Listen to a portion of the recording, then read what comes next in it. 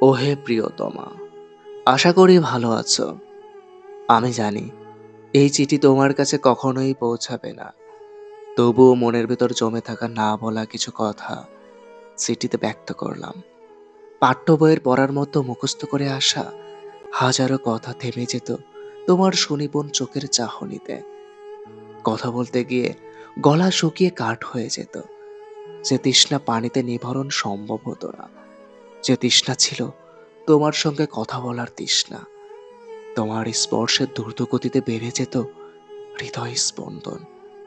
মনে হতো কিছুক্ষণের মধ্যেই শুরু হবে মহাপ্রলয়কারী ঝড়, যে ঝড়ের তাণ্ডবে ক্ষতিগ্রস্ত হতো আমার পুরো হৃদয়।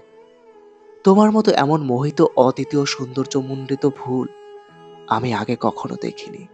তুমি অনায়াসে ভালোবাসি বললেও আমি কখনো মুখ ফুটে বলতে পারিনি তোমায় ঠিক কতটা ভালোবেসেছি, আর কতটা ভালোবাসা রয়ে গেছে নীরবে রাতের অন্ধকারে।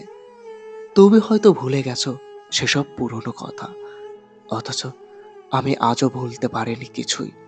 ভুলতে পারিনি মায়া ভরা সেই দুটি চোখ। হুবহু দেখতে এমন চোখ আমি অনেক খুঁজেছি, কিন্তু তোমার মায়া ভরা চোখের মতো আর দ্বিতীয় কোনো চোখের সন্ধান মেলেনি। আমি এখনো অপেক্ষায় থাকি, কবে আমার শহরে আবার তুমি নামক বৃষ্টির আগমন ঘটবে। শুধুই অপেক্ষা। ইতি, তোমার দূর থেকে ভালোবাসা।